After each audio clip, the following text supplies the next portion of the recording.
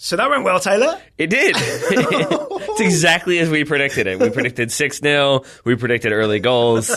Totally how we thought this was going to go down.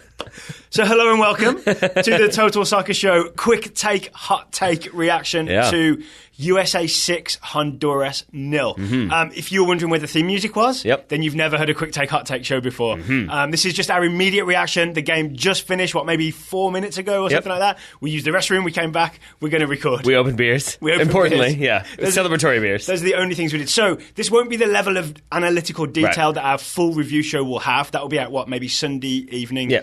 This is our immediate reaction. You can hear the joy in our voices. Yeah, you definitely can because, if you listen to our deep dive preview, we anticipated Honduras being compact. We anticipated the United States having to really figure out ways to break them down. We did not anticipate a wet field, sloppy defending right away, Christian Pulisic dribbling, and Sebastian Lletget scoring in, 4 minutes? Yep. Not bad. Or fifth minute, I think it was. 4.5 minutes in. So before we talk about how the game went, let's talk about our initial reaction to the lineup. Yeah. When we saw the lineup. Actually, did you see where I saw the lineup first? It was somebody tweeted out the cameraman's notepad that they had up with the lineup before US Soccer tweeted it out. Yeah, cameras everywhere. You got to be aware. Big Brother's watching. It was elite watching. So were you happy when you saw it? Yeah, I think I was fine with it when I saw it. We thought there was a chance it might be Lletget. We thought it might be Bedoya. We thought it might be Kleshtin. So we weren't really certain either way. I think the bigger surprise became when it was obvious that Christian Pulisic was playing central. Yes, and actually that gets to the thing you were talking about where we knew Honduras would sit back in that 5, right? We were pretty confident. They did do that, and our whole preview show was about how do you break them down. It was also, hey, US fans, be prepared. This could be a long, slow game with a lot of passing between centre-backs as we look for an opening in the Honduras defence. Here's what I think the US did instead. It's one thing we didn't think about is, how about if we just get someone to dribble at all those defenders? I think it was definitely part of their game plan was don't be afraid to go at them, and then maybe with an expectation of we'll draw fouls, we'll get set pieces. The United States did get a set piece. They scored off of it. I don't think they got a single corner in this game that I can remember. I don't remember us putting any crosses in either. Because we talked about, we also talked about, do you just go and go through the middle and just challenge them? They want to stop you going through the middle. Maybe we just try it anyway. Or do you go to the wings? And our solution was, maybe go down the wings where there is the space and try and work it down there. Yeah. I think it was always, though, work it down there but then bring it back inside. Yes. Because you're not sure if you're going to have, success with those aerial balls, cutting down the line, playing them back in, versus trying to pass the ball a little bit, build something up. And that's where, I'll say this, we did have the idea of also shooting from distance. Could be a good idea. Michael Bradley, I'm going to assume, heard that part, decided why not. Oh, do you think our preview show was playing in his head as he approached from the top of the box? Yeah, I think so. Hits it left-footed. But I really do think, though, that we expected... not to take away from the U.S.'s performance. I think we both expected more from Honduras. I think we thought it would be a very disciplined, Jorge Luis Pinto is there. We thought it was going to be a very disciplined, difficult team to break down. And you could hear him screaming the entire night, trying to organize. It just seemed like after that first goal, and even before. Yeah. The entire time. Only more high-pitched and kind of a desperate, why won't you listen to me? Write me back, friend. I Facebook messaged you 2 hours ago. But so I think it was scrambling from the start. It was poor clearances. It was a lack of man marking from Honduras in the very opening minutes. That then, if your entire plan is sit back, defend, frustrate, and then break on the counter, if you then concede 5 minutes into the game, that game plan's out the window. That's where it all falls apart, right? Once you concede one, you're back 5 and then 4 midfielders in front thing that got the 0-0 against Mexico that we took as the template for what they would do to the US. That all goes out the window as soon as we get that first goal by Sebastian Lletget. Yeah, and it's really good work from Sebastian Lletget to hold his run and maybe not let Izaguirre know that he's drifting on at the back post. That is the thing we pinpointed. Actually, I don't want to keep bringing the review back to our preview, right? But that's maybe not the great thing. But Izaguirre, sort of famously a much more effective overlapping attacking fullback, not great at paying attention to wingers in open play. He's watching the ball the whole time. Lletget is sneaking on his blind side the whole time. That's how he's open to score the goal after the Pulisic shot is deflected into his path by the keeper. And so it's really good work from Lletget there. It's really good work from Christian Pulisic to continue his run after he does lose the ball on that initial dribble. But I think you got to give some crazy credit to Josie Altidore for playing a ball that I really do think that Christian Pulisic didn't even think Josie was capable of playing. Because if you watch the replay, he's kind of pointing. I took some convincing on this. You convinced me. Okay, and I could be wrong, but it looked as though when Christian Pulisic continues that run through, he's pointing, he's looking over his left shoulder to say, play the ball here, play the ball in front of me. and doesn't expect Josie to do this kind of like outside of the foot chipped ball with this crazy spin that then all of a sudden Pulisic has to turn and then it's like, oh, I'm in on goal. Yeah. Thanks for that, Josie. So, yeah, what you're saying is Pulisic thought the only possible ball Josie could play is to the outside. So then Pulisic would have had to like go to the end line and maybe get a cross in. Josie found a way to sneak it on the inside. Yeah.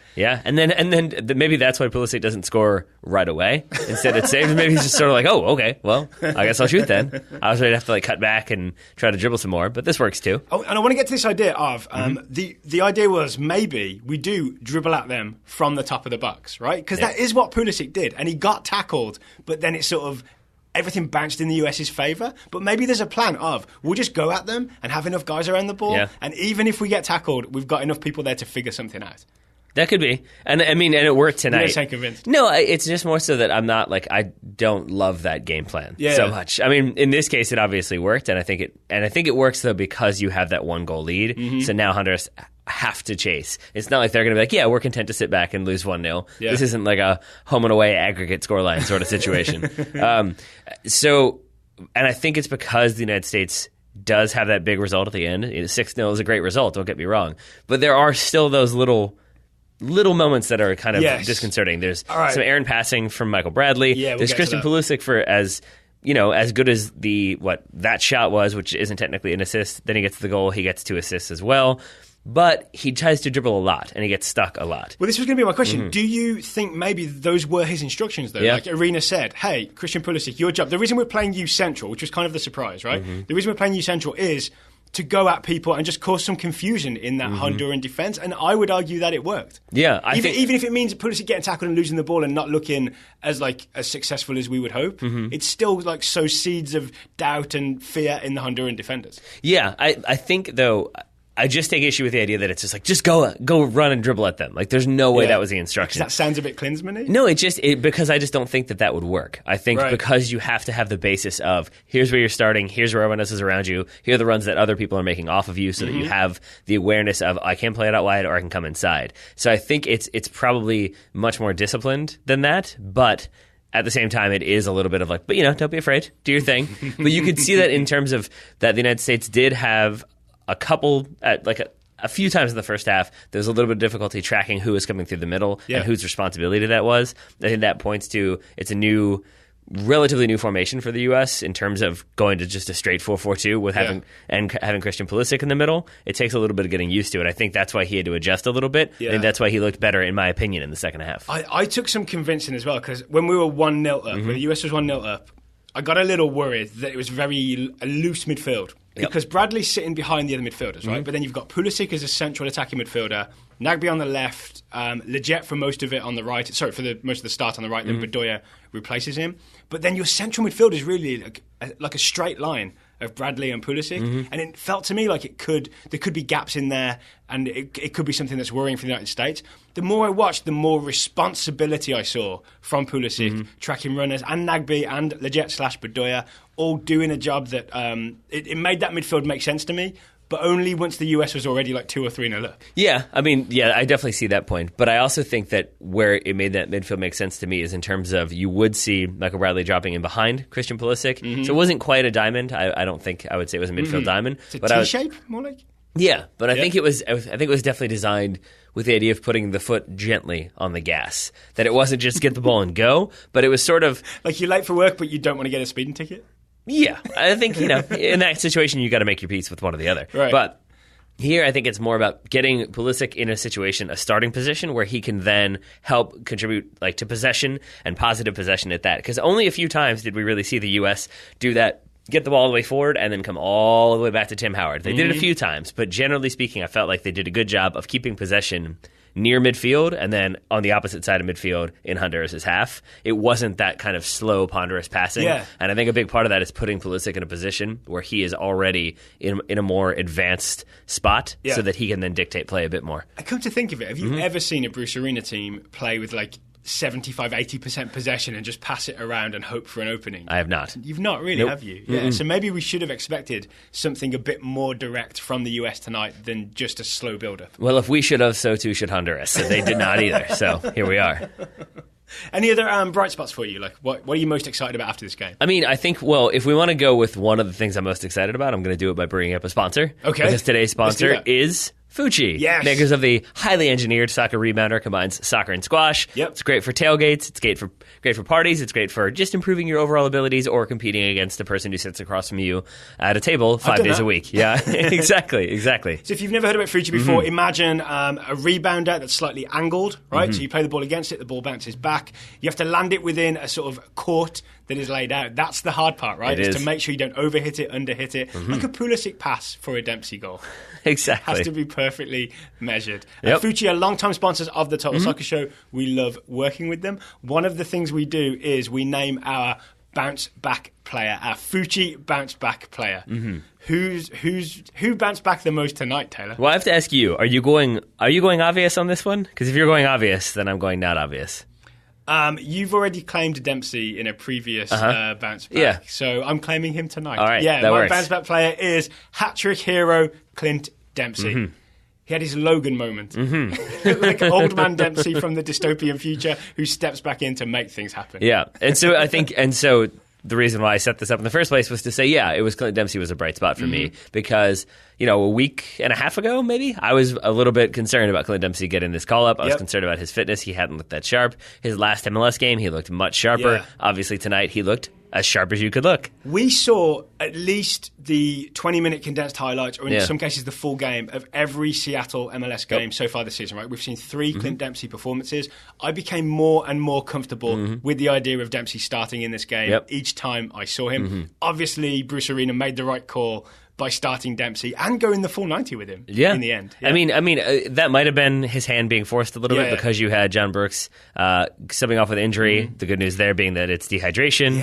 Well, maybe he was just that's normally good news, but at least dehydration is a very fixable injury. It's just drink some water. Yeah, it's not a pulled muscle or an ankle injury, which is what it looks like Sebastian Lletget might have gotten. So maybe hand forced there by those 2 injuries. So otherwise we might have seen some changes that gives those guys rest. But I think I was really happy to see Clint Dempsey not just scoring really good goals. That free kick especially was expertly taken. I would expect nothing less. But it was also just the little veteran moments. Like we talked about, there was one in the first half where he's kind of defending along the sideline and he sees his opportunity and just toe pokes it off of the Honduran player and out of bounds. There's that moment. There's even deliberately, right? Not accidentally, he pokes it off the guy's shin guards and wins a throw-in for the US. That is an old veteran move. But even Logan. Even the Pulisic goal, which is like 20 seconds into the second half, 15, I believe. He tries to flick it on for Christian Pulisic. That doesn't fall. He then works really, really hard, closes 10 yards, and from like the left side of a player, reaches around and pokes it with his right foot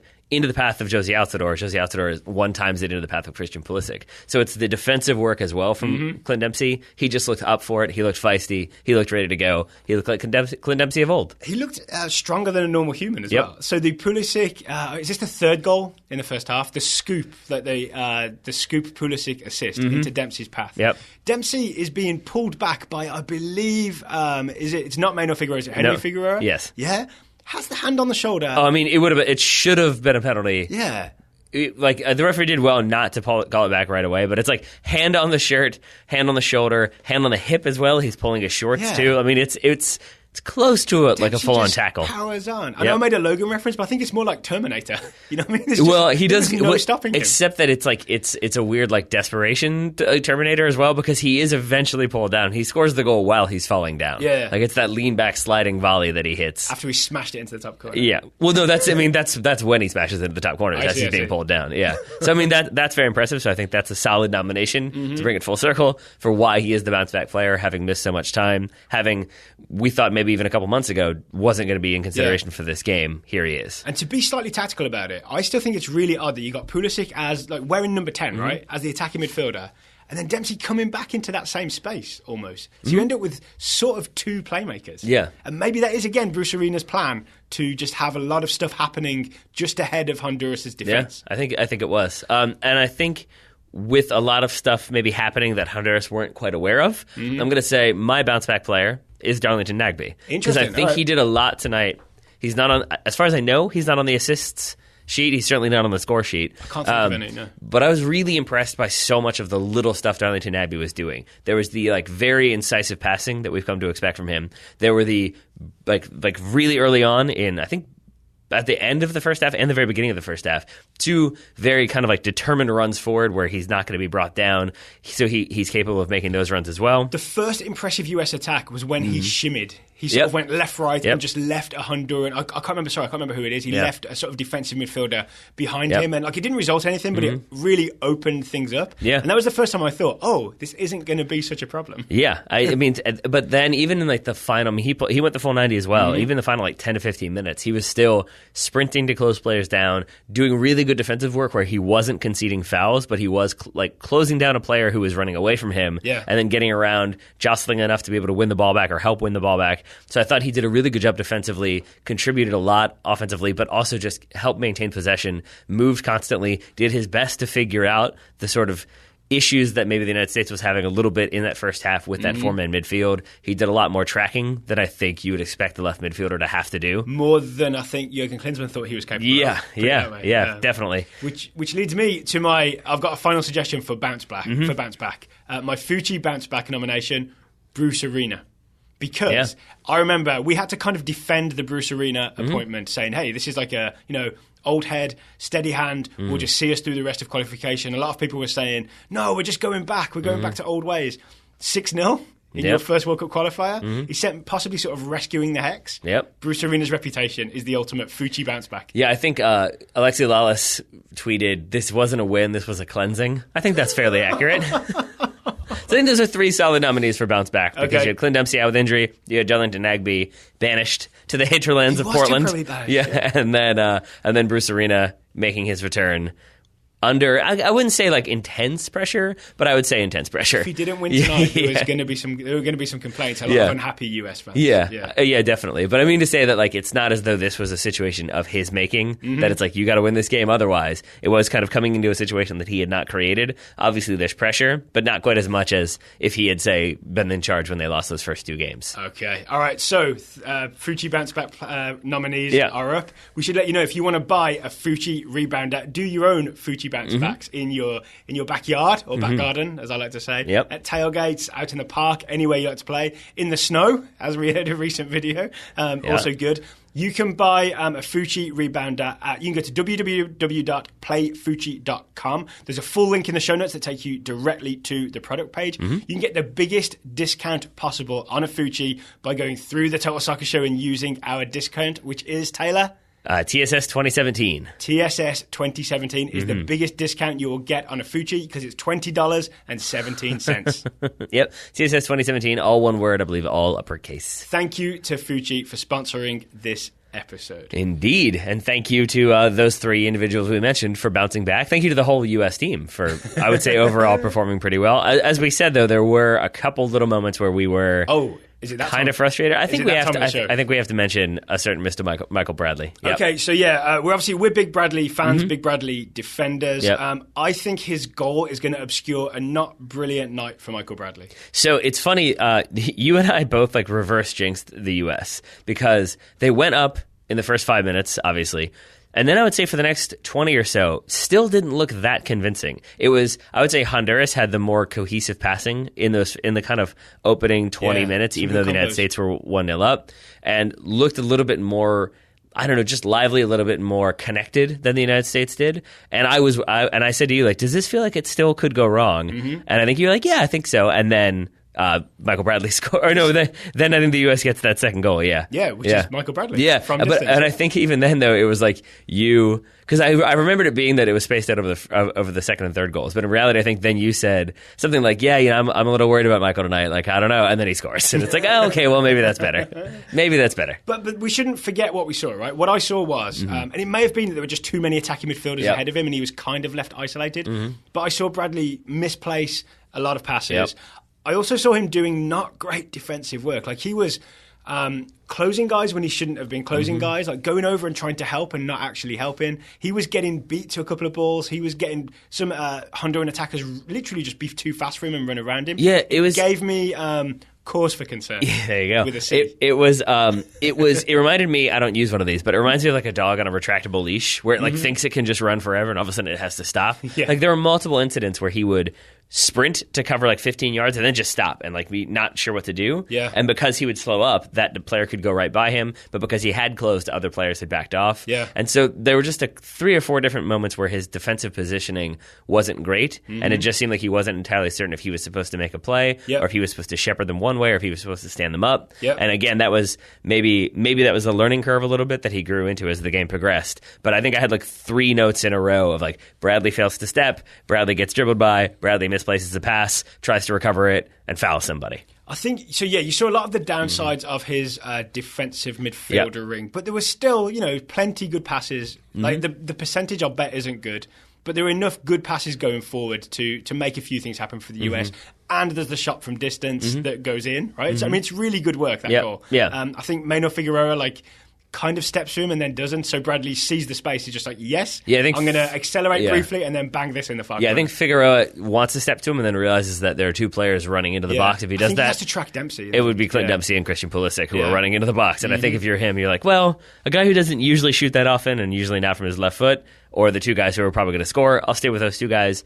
Oh no, the other guys just scored. The other guy that got some I don't want to say some heat maybe on Twitter, Omar Gonzalez, for a couple of moments. Because there was, right at the end of the first half, it's already 3-0, but then Honduras really start working that left side, right? Their own left side. I think if you told me again a couple months ago that the United States would be finishing this game with Tim Ream and Omar Gonzalez as their center backs, I would be like, oh no, something terrible has happened. Yeah.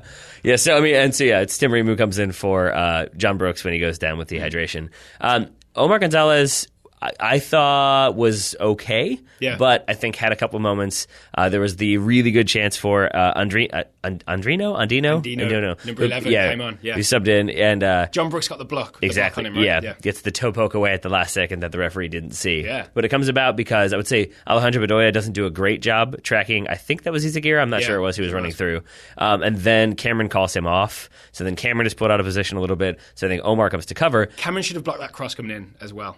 Yeah, maybe. But then maybe there's also the awareness that field wasn't very great. And if you're sprinting across to try to cover ground in the box, maybe you overcommit, maybe you lose your footing, maybe you take that player out. Yeah. Suddenly it's a penalty. Yeah. And I think then what happens is that Gonzalez is, maybe it's just unfamiliarity, maybe it's just trying to make too big of a play, but he loses. He's the one who's tracking Andino, and he's the one who then comes across to try to cut that cross out, leaving the player unmarked, and that's why John Brooks has to close and do a really good job to block. Yeah. And also Omar Gonzalez, I believe, I'm a centre back, right? Yep. That's the wrong angle to take, to stand up, because he stands on the actual line, right? He's on the goal line, trying to stop that ball coming in, and that's why he can't reach it when it comes across. You cover basically you cover the ball coming into the 6-yard box. You don't cover it rolling along the end line. Yeah. I mean, we're kind of picking little problems. Well, here, I think right? it's because the US won 6-0. Well, yes and no, because yes, the United States won 6-0, but you can still look at the areas that give you cause for concern, not pause. It's just a victorious night all round. Yeah, not bad. But even in the 62nd minute, Omar gets the ball and immediately passes it straight to a Honduran player. Yeah. And there was just those sort of no, what are you doing? That's not good. Don't do those types of things that maybe another team would punish you for. Yeah. Here, they didn't. But again, that's my fear is Omar Gonzalez under pressure can play the wrong pass out of the back, and that's the worst place to play the wrong pass. And it did feel like he was kind of the one who was constantly looking at John Brooks and looking at Jeff Cameron and being like, I'm good, right? I'm good, guys. I'm doing all right. I'm keeping the line. Everything's right. Because I felt like John Brooks had a very John Brooksian game in terms of a lot of headers won and a lot of interceptions made, a lot of good sliding challenges. Jeff Cameron won, I would say, if there were 40 headers in this game, I would say Jeff Cameron won 38 of them. Jeff Cameron was the best possible version of a centre-back playing right-back. Agreed. He did all the things that centre-backs do, like win headers and cut-out passes, but in that right-back area. Yep. That was really exciting. Kyoto was able to do basically nothing before. I think he looked like he dislocated his shoulder and went off, but we were scared of him. He had no influence on this game. To the extent, it made me wonder if Bruce Arena had seen the way Honduras might approach the United States, that he did a lot, it was these kind of lofted balls continuously diagonally for Kyoto, that if you have Jeff Cameron there, he's going to be big and he's going to win headers. And it seemed like that approach of, we'll beat them by playing it over the top over a short right back. No, not this time. Yep. That did not work. And the interesting thing is, I know a lot of people talked about it, we talked about it as well, that one of the great advantages of having Jeff Cameron at right back is like an extra big guy, right? And then you can get loads of big guys in the box, and we're going to win this on set pieces. In the end, the only set piece I can remember is Dempsey just stepping up from distance and finding the top left corner. Yeah, that'll work. Yeah.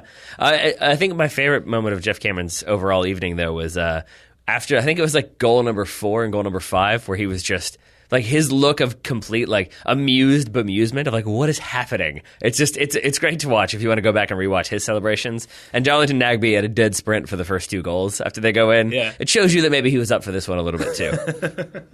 How about on the other side, Villafana? Yeah. I thought for a guy whose main strength, as we think of it, and I think as most people think of it, his strength is like overlapping, joining the attack, right? He did more defensive work and did an absolutely fine job. Yeah. I remember us sitting here a lot of times being like, good job, Villafana. Like not biting on runs and like waiting and just doing very simple winning the ball type tackles. Yeah. So Villafana, in what? I'm not sure if he played both of the January camp games. He played at least one, I think right? I believe he played the second. Okay, or maybe came in the first one and then started the second and played that one. A guy with very little international experience suddenly looked like a perfectly fine international left back in a really important World Cup qualifier. Yeah, and it's strange because I was certain that Jurgen Klinsmann had called him in at some point, and that it had just because I remembered like Portland, like when we did the Portland preview back when they won MLS Cup. Yeah. I was like, one of the categories I did in previewing them was like USMNT interested players, and I was like, well, there's Nagbe. Villafana played at like U23, but it doesn't seem like he's ever going to get called in. Then they won. Then he started to get buzz, and he got that move. And I just remembered it being like, oh, he did get rewarded with a call-up. Evidently, that never happened, because it seems like this was his first call-up was at January camp, and now here he is. I'm pretty confident no caps under Klinsmann, because I remember it being his debut earlier this year under Arena. Yeah. I can't say for sure whether he was called into a camp or not with Jurgen Klinsmann. But all that is to say that given that he got like the January camp, which isn't known for being the height of competitive, like when it comes to who you're playing against, and also the people that are in that camp, where they are in terms of their preseason, to then be starting in a World Cup qualifier and look as comfortable as he did, makes me feel way better about maybe not having Fabian Johnson as a left back option. Maybe a solution here? Yeah, I think solution? so. All right. What about, I didn't want to do this too much, but how about the Arena v. Klinsmann comparison? Because I'm thinking Villafana's a guy probably wouldn't have got a look under Klinsmann. There are several in this team. So far. Nagbe wouldn't have been there tonight. Nagbe, like you said, he was banished, right? Nagbe was banished, and now Arena welcomed him back. Who else we got?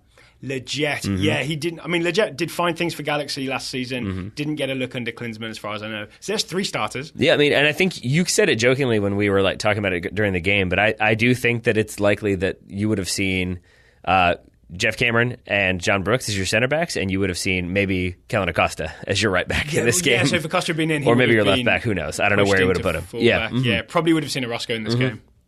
Yeah, that's a very good shout as well. Big Orozco fan. You wouldn't see Dax on the bench. He might get minutes against Panama. Maybe you wouldn't see Kleshton. That's debatable. So I think there's definitely a few people. Feilhaber. Yeah, well, Betty Feilhaber is just crying somewhere.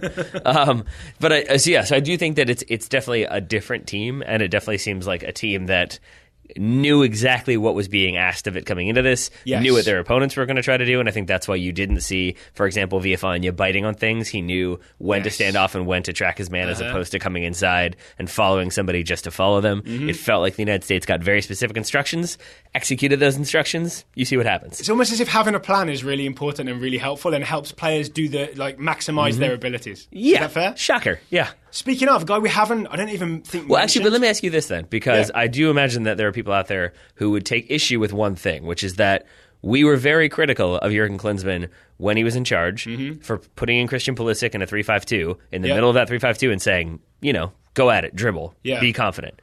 And aren't we kind of praising Bruce Arena tonight for doing that exact same thing? Obviously not in a 3-5-2. To put him in the middle. Yeah. And just saying dribble at people, if that's what we think he did. Against Mexico is tougher. In the 3-5-2 is tougher, right? Especially a 3. And the real problem there was the 3-5-2, which we weren't prepared. The team did not look prepared to do it. They didn't really understand what was expected of them. The 3-5-2 under Klinsmann against Mexico, that's the bigger problem, right? And just hoping that the creativity of Pulisic in the middle would somehow fix it all. Whereas to me, this looks more like a specific problem. I really do believe this now, that Bruce Arena looked at the specific problem of Honduras stacking their defenders and thinking, how can we break this down? And one of the things was just to have a guy with instructions, like a young, enthusiastic dribbler, to like maybe just go at them and see if something happens. Yeah. Right? Yeah, but I think even then, the difference, I would say, is that you've got that as a plan from the beginning, and that plan seems to be go at people, but you also then have Josie Altidore knowing what his like responsibilities are and what he needs to be doing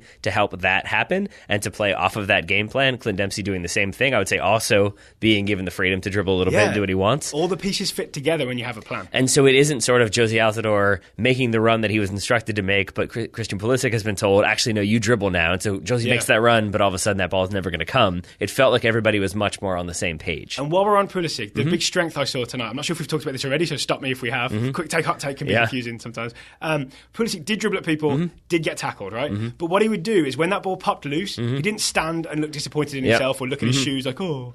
Instead, he would keep running. He would run beyond the Honduran defence, but stay on side just enough. And that's how that first goal comes about. Yeah, right? or pop up and chase the ball down and not get frustrated. I mean, think about the last time that I remember seeing him play under Jurgen Klinsmann, and it was in that Cuba friendly, where he just looked miserable the entire game. Like he did not want to be there, frustrated from beginning to end. And you see him tonight where there's that enthusiasm, there's the energy, there's the work rate, that's what we like so much about him. There's the clever passing and the kind of simplicity, but then the creativity and elaborate dribbles. It was kind of everything you want to see from a young Christian Pulisic. So I also want to talk about Josie Altidore before we sign off, because I can't remember who referred to him as the unsung hero of this game. Was it maybe Landon Donovan? That could be. Or Stu Holden, maybe? And I really agree with that. Like, he didn't get on the score sheet, right? Josie Altidore did so much good work to allow Dempsey and Pulisic to shine, like so many sort of wins. So he won some balls, some nice quick feet work, like quick footwork, not feet work.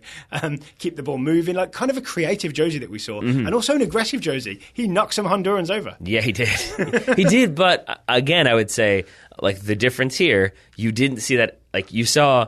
I don't know how to explain this. You saw feisty... Statue Josie. Is that what we're talking about? No, you saw like feisty Josie. You saw up for it physical Josie. You didn't see then turning and yelling at the referee when the call didn't go his way. Yes. It was just sort of like, all right, getting on with it, moving on with my game. It wasn't that kind of so fired up that you're frustrated to the point where maybe you're no longer as focused as you should be, Josie. It was fired up, physical, but ready to play. Okay, let's move on with it. And I like that kind of focus on the game from him. Okay, yeah, all right. I think one more thing that I think people are amazed we haven't yet mentioned is the return of Timmy Howard, who comes in, has a big save in the first half, has a huge save in the second half to preserve that shutout. It was really nice to see Tim Howard back in there, and the crowd rewarded him with some, I think, Timmy Howard chants for the final 5 minutes of the game. Just like old times. Sort of, really? yeah. It really felt like just like old times. Just with a new neck tattoo, that's all.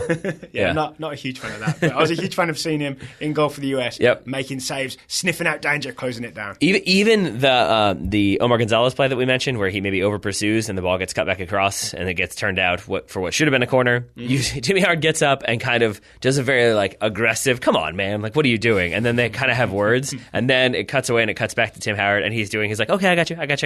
Like, sort of be like, okay, I've yelled at you. We're on the same page. It's fine. I'm done now. And I just like that sort of gonna let you know when you've done something wrong, but isn't gonna just continue to argue and scream at you. It's gonna sort of be like, you did that wrong. Be better, in more words than that and louder words than that, and maybe a few expletives. No, I just think it's just he knows what he needs to do to convey his message. Yeah. He knows that he's playing with other professionals who get the point. But it's also still Timmy Howard. Maybe just become more succinct as he's got older. And maybe just he has so much authority now, he can just do it without yelling. Sure. I'm pretty sure he was still yelling, though. I'm pretty sure that's not what I would say at all. I would say it was just more so he knows that he's playing with professionals. He can let them know and then trust that they will then... Message received. Yeah, exactly. Yeah. As opposed to continue to have to scream at them until they get the point across. Yep. Okay, fair enough. I guess we've basically talked about every player I believe we have. Except maybe Sebastian Lletget. Yeah. So we talked about how he snuck in behind Aguirre, very clever finish. He got in the end, I think, about 16 minutes. Yeah, I believe subbed off. Yeah, right in the 18th minute. I would say then in terms of reputation, he's probably going to miss the Panama game. And actually, not even because he was injured in the 14th minute, subbed off in the 18th. He was limping around for a bit, right? Yeah. But he did his reputation no harm at all, right? You just do great work for 14 minutes. Then you're off. Everybody remembers you very fondly. Yeah, I mean, stuff, Sebastian Lletget. He left on a high note. He pulled a Costanza. But another guy I could have mentioned for the Fucci bounce back player, Alejandro Bedoya. I've thought of him as like not what do we call him? Not underrated, but maybe overlooked. He's maybe the guy you always forget when you think about picking your starting 11. I would say Chuck Klosterman once wrote an article about the most properly rated bands of all time, because it's basically like everybody always wants to say someone is underrated or overrated, so he goes through and lists the bands that are accurately rated. For example, like I think he says the Beatles are always considered the greatest band of all time. Since this is accurate, that is a correct rating. Okay. So they are properly rated. Yeah. I would say that Alejandro Bedoya is like consistently rated, basically. That it's like he's never like, oh, he is so not nearly as good as people think he is. He's so not as like bad as people think he is. He's just sort of like, oh yeah, Bedoya, he should be in there. Like to the extent that when we do our rosters, like he is like somehow routinely the 23rd player, even though we then might include him in the starting 11. Yep. It's just sort of like, who we forget? Oh yeah, him. Like it's you just kind of. I don't get it. I don't know, because I paid a lot of attention to him tonight, like watching him come in, and he was excellent. He was like really cleverly stepping to things. I know he lost his guy maybe on that one chance, but he was like stepping to things and making plays happen, making very smart short passes that like launch counterattacks. I'm all about Alejandro Bedoya tonight. I'm going to say that he is. I'm going to go with another analogy then. I'm going to say he is like the lost baggage counter, where it's like you never go there. If like you never check in there once you get your bag to be like, hey, got my bag. Thanks for doing what you do. You only go there when something goes wrong. Right. And I feel like you only remember the bad stuff because he just seems sort of like you have those moments that stand out. Well, like when he's playing defensive midfield. But I really can't tell you. I'm sure some people out there could, but I can't tell you personally that one. Like, remember when he did that crazy thing? That was like amazingly good, or remember when he did that crazy thing that was amazingly bad? It's just sort of like, oh yeah, he's in there. Yeah, he's doing what he needs to do. He was really good in the 2014 World Cup. He was like, good in the midfield, did some good passes, but you can't say like specific things. I think maybe that's what limits his impact. But I just did. Like, we saw things tonight. And here's my argument I want to make to you. But you were talking about like, oh, he stepped really well, he pressed really well, he did. But like, what I'm saying is you don't have those like highlight reel moments for him where you're like, oh man, remember when he had that goal from 30 yards out? There's no Rabonas. Yeah, exactly. Yeah. So here's my argument then. Under Bruce Arena, when players have instructions, Bedoya is maybe one of those guys who is excellent at just following through, doing the right thing and making it all tick. Yeah, I would absolutely agree with that. I would even say, I mean, Graham Zusi comes in, Jeff Cameron gets a little bit of a rest. I would say even Graham Zusi did what he was clearly tasked to do. You didn't see him just bombing forward and trying to put crosses in. Yeah. He was staying back. He was just winning the ball. He was doing what was asked of him. And as I understand it, we talked about this as maybe a sub you'd make if you were like struggling. Chasing, I think we were already 4 or 5-0 up when he came on, so that's not the reason for that sub. I believe someone said that Jeff Cameron was carrying some sort of injury, so this was like a save Jeff for Panama kind of situation. Yeah, it was when they were 6-0 up, so not exactly chasing, I would say. Okay, we've actually gone nearly 40 minutes in our quick take, hot take. Shocked that we can talk. We're just very excited about a United States 6-0 win. We will do another review show, which may also double as a Panama preview show. That probably seems like a good way to do it, right? Sunday evening. The US plays Panama Tuesday night away. That's also a big game. But for now, the US is up to 4th place in the Hex. No longer bottom, no longer pointless. All right. No longer pointless. Taylor, thank you for staying up late with me, watching this game and doing the quick take, hot take. Right back at you, buddy.